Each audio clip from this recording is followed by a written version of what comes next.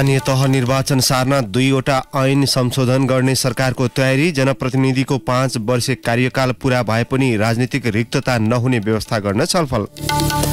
हथियारद्वारा खानी विभागका महानिर्देशक रामप्रसाद घिमिरे र उद्योग वाणिज्य महासंघका पूर्व अध्यक्ष पशुपति मुरारका सहित 18 जना विरुद्ध भ्रष्टाचार मुद्दा दायर। गैर कानूनी रूपमा खानी उत्खनन गरी राजस्व हिनामिना गरेको कसुर। 12औं जनगणनाको प्रारम्भिक नतिजा अनुसार नेपालको जनसङ्ख्या 2,91,92,480। अघिल्लो पटक भन्दा 27 लाख जनसङ्ख्या बढे पनि वृद्धि दर भने न्यून, दीर्घकालीन असर पार्ने विज्ञहरूको भनाइ। युरोपेली मुलुकमा कोभिड-19 विरुद्धको नक्कली खोप पासको बिगबिगी। स्पेनमा मात्रै 1,600 जनाद्वारा नक्कली खोप कार्डको प्रयोग। र प्रहरी सेवामा छँदा नक्कली शैक्षिक प्रमाणपत्र पेश गरेको भन्दै महिला फुटबल टिमका प्रमुख हरि खड्का विरुद्ध विशेष अदालतमा मुद्दा दायर। सरकारलाई हानि नोक्सानी र आफूलाई लाभ हुने बदनियत राखेको आरोप। नमस्कार, कान्तिपुर डायरीका साथमा साथी केशु र म अनिल। समाचार अब विस्तारमा। सरकारले चुनाव सार्न स्थानीय तह निर्वाचन ऐन र स्थानीय सरकार सञ्चालन ऐनका प्रावधान संशोधनको तयारी गरेको छ। केही दफा संविधानसँग बाजिएको र केही संविधान प्रतिकूल भएको तर्कसहित संशोधन गर्न लागि हो। महान्यायाधिवक्ता खम्ब बहादुर खातीले स्थानीय तह निर्वाचन ऐन 2073 को दफा 3(1) खारेज गरिने बताउनुभयो। सो दफामा सदस्यहरूको निर्वाचन गाउँ नगरसभाको कार्यकाल समाप्त हुनुभन्दा 2 महिना अगाडि हुने उल्लेख छ। यो प्रावधान संविधानको धारा 225 का साथै 215(6), 216(6) र 220 को 5 सँग बाँजिएको उहाँको तर्क छ। उहाँले भन्नुभयो, संविधानमा स्थानीय तहका जनप्रतिनिधिको कार्यकाल निर्वाचित भएको मितिले 5 वर्ष हुने भनिएको छ, तर ऐनमा 2 महिना अगाडि निर्वाचन हुनुपर्ने लेखिएको छ।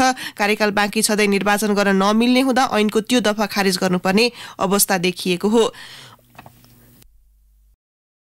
शहरी क्षेत्रमा बसोबास गर्ने जनसङ्ख्या 68.08 तथा ग्रामीण क्षेत्रमा बसोबास गर्ने जनसङ्ख्या 33.92% रहेको छ। 753 स्थानीय तह मध्ये 293 वटा नगरपालिकाहरूलाई शहरी क्षेत्र तथा 460 गाउँपालिकालाई ग्रामीण क्षेत्र मानेर विभागले शहरी र ग्रामीण क्षेत्रका बासिन्दा छुट्याएको हो। 10 वर्षको अन्तरालमा जनसङ्ख्या केही बढे पनि वार्षिक जनसङ्ख्या वृद्धि दर भने 0.93% रहनुलाई जनसङ्ख्याविदहरूले महत्वका साथ हेरेका छन्। जनसङ्ख्या वृद्धि दर घट्नुको कारणबारे जनसङ्ख्याविद प्राध्यापक डाक्टर योगेन्द्र बहादुर गुरुङ भन्छन्, मोड अफ लिभिङमा मान्छेको परिवर्तन आयो, न्युक्लियर फ्यामिलीमा मान्छे बढी इन्ट्रेस्टेड भए, आफूलाई म्यानेज गर्न सक्ने मात्रै बच्चा जन्माउनु स्थितिहरू अहिले सृजना भएको छ। त्यो आदि कारणले गर्दाखेरि वास्तवमा यो घटेको हो। र मुख्य कुरो त्यसमा ठुलो कन्ट्रिब्युसन फरेन लेबर माइग्रेसनको पनि छ, किनभने फर्टाइल एजमा बाहिर काम गर्न जान्छन्, त्यसले गर्दाखेरि पनि लामो समयसम्म फ्यामिली सेपरेसन हुन्छ। त्यो पनि एउटा कारण हो। पछिल्लो तथ्याङ्क अनुसार 1% भन्दा कम वार्षिक जनसङ्ख्या वृद्धि दर विक्रम सम्वत 1987 पछिकै सबैभन्दा कम हो। 2068 सालमा वार्षिक जनसङ्ख्या वृद्धि दर 1.35% रहेको थियो। जनसङ्ख्याको वृद्धि दरमा कमी आउँदा तत्काल कुनै असर नदेखिए पनि दीर्घकालमा त्यसको प्रभाव पर्न सक्ने डाक्टर गुरुङको भनाइ छ। दीर्घकालमा गएर चाहिँ के हुन्छ भने 50औं वर्ष लाग्न सक्छ।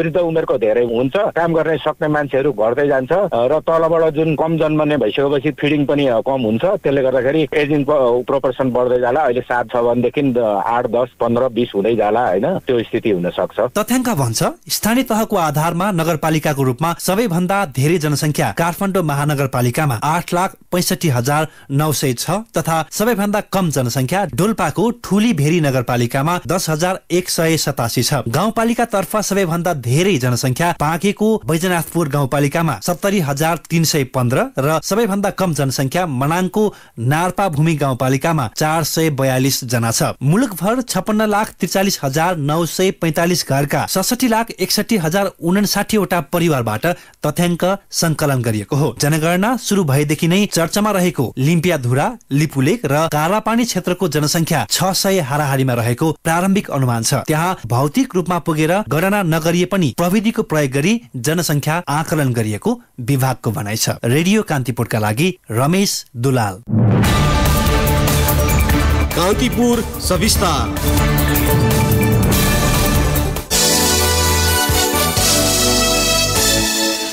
सर्वोच्च अदालतले समायोजन भएर प्रदेश र स्थानीय तहमा गएका कर्मचारी संघमा फर्कन नपाउने फैसला गरेको छ। संहिता कार्यान्वयनका क्रममा प्रशासकीय संक्रमणकालीन व्यवस्थाका निम्ति गरिएको कर्मचारी समायोजन कानून सम्मत रहेको सर्वोच्चको ठहर छ।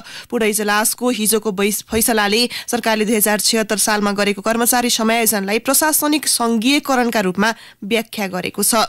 कर्मचारी समायोजन लोकसेवा आयोगले शुरू गरेको पदपूर्ति लगायत विषयमा साता लामो सुनवाईपछि सर्वोच्चले प्रादेशिक र स्थानीय सरकार सञ्चालन गर्न समायोजन ऐन 2075 अनुसार गरिएको काम उचित रहेको निष्कर्ष दिएको हो। पशुपतिनाथको दर्शन गर्न आउनेलाई लक्षित गर्दै भारत सरकारको करिब 40 करोड रुपियाँ सहयोगमा तिलगंगामा निर्मित नेपाल भारत मैत्री पशुपति धर्मशालाको ठेक्का बतास समूहलाई कानून छलेर दिइएको पाइएको छ।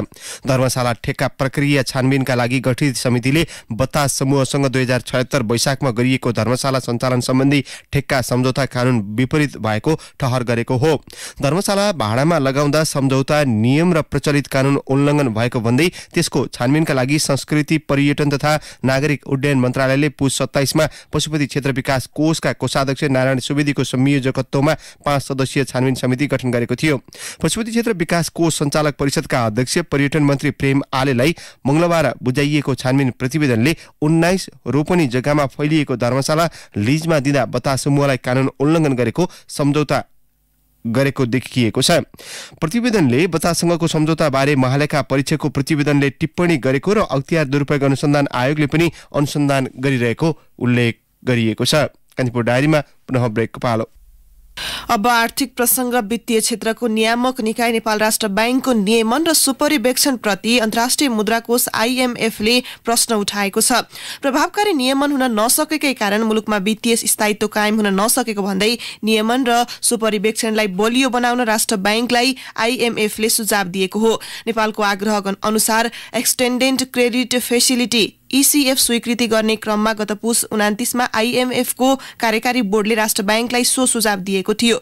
IMF ले भनेको छ वित्तीय क्षेत्रको नियमन र सुपरिवेक्षणलाई बलियो बनाउनुपर्छ। यसका लागि केही नीतिगत व्यवस्थाहरू परिमार्जन गर्नुपर्ने हुन सक्छ। प्रभावकारी सुपरिवेक्षण मार्फत पर्याप्त र समय सापेक्ष तथ्याङ्क उपलब्ध हुने अवस्था सिर्जना गर्न पनि राष्ट्र बैंकलाई IMF ले सुझाएको छ। यस्तै बैंक तथा वित्तीय संस्थाले गरेको तीव्र कर्जा विस्तारमा पनि IMF ले चासो देखाएको छ। कान्तिपुर डायरीमा अब अन्तर्राष्ट्रिय प्रसंग। युरोपका अधिकांश देशमा नक्कली कोभिड पासको प्रयोग बढेपछि प्रहरीले अनुसन्धान शुरू गरेको छ। त्यस क्रममा स्पेनी प्रहरीले युरोपेली संघको नक्कली कोभिड-19 स्वास्थ्य पास बेचेको आशंकामा विभिन्न स्थानमा छापा मारेको छ। त्यस क्रममा 7 जना पक्राउ परेका छन्। गत मंगलबार पक्राउ गरिएको समूहले स्पेनको राष्ट्रिय खोप सूचीमा रहेका अनुमानित 1600 जनालाई गलत तरिकाबाट खोप पास उपलब्ध गराएको जनाइएको छ। स्पेनी अधिकारीले नक्कली पास बेच्ने समूहका नेता फ्रान्समा रहेकाले पक्राउका लागि फ्रान्सेली अधिकारीसँग समन्वय भइरहेको बताएका छन्। यस्तै फ्रान्सको लियोन शहरका एक दम्पतिलाई 1000 भन्दा बढी नक्कली कोभिड-19 स्वास्थ्य पास बेचेको आशंकामा पक्राउ गरिएको छ। अब खेल प्रसंग। अख्तियार दुरुपयोग अनुसन्धान आयोगले अखिल नेपाल फुटबल संघ एन्फाका महिला फुटबल प्रमुख हरि खड्कामाथि प्रहरी सेवामा छँदा नक्कली शैक्षिक योग्यताको प्रमाणपत्र पेश गरी बढुवा भएको आरोपमा हिजो विशेष अदालतमा मुद्दा दायर गरेको छ। राष्ट्रिय खेलकुद परिषद राकेपको बोर्ड सदस्य समेत रहेका खड्काबारे अख्तियारद्वारा विज्ञप्ति मार्फत महानगरीय प्रहरी गढ नम्बर 2 मा दरबन्दी भई राष्ट्रिय प्रहरी प्रशिक्षण केन्द्र केन्द्रीय खेलकुद समितिमा कार्यरत प्रहरी नायब निरीक्षक हरि खड्काको शैक्षिक योग्यता IA को प्रमाणपत्र नक्कली रहेको भन्ने उजुरी सम्बन्धमा अनुसन्धान हुँदा खड्काले माध्यमिक शिक्षा परिषद वाराणसी उत्तर प्रदेशबाट जारी भएको शैक्षिक योग्यता IA को झुटा प्रमाणपत्र पेश गरी 2055 7 महिना 1 मा खुल्ला प्रतिस्पर्धाबाट प्रहरी सहायक निरीक्षक पदमा नियुक्त भएको जनाइएको छ। साथै खड्काले प्रहरी सेवामा निरन्तर बहाल भई 2059 9 14 मा प्रहरी नायब निरीक्षक पदमा बढुवा भई सरकारलाई हानि नोक्सानी पुर्याई आफू समेतलाई लाभ हुने बदनियत राखेको बताइएको छ।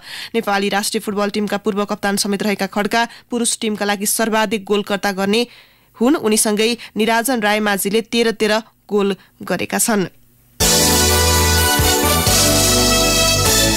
अब मौसम सम्बन्धी जानकारी। काठमाडौँ उपत्यका सहित मुलुकभर मौसम बदली हुने जल तथा मौसम पूर्वानुमान महाशाखाले जनाएको छ। पश्चिमी न्यून चापिय प्रणालीका कारण प्रदेश 1, बागमती र गण्डकी प्रदेशका केही स्थानमा वर्षाको सम्भावना रहेको महाशाखाले जनाएको छ। केही बेर अघि 6 डिग्री सेल्सियस मापन गरिएको काठमाडौँ उपत्यकाको अधिकतम तापक्रम आज 13 डिग्रीसम्म पुग्न सक्नेछ। सूर्योदय बिहान 6:52 भयो भने सूर्यास्त भरे साँझ 5:49 हुनेछ। हवस्, नै प्रसङ्गसहित कान्तिपुर डायरीको यो बुलेटिन अहिलेलाई यहीँ सकिन्छ। साथी केशु र म अनिल बिदा माग्छौँ। नमस्कार।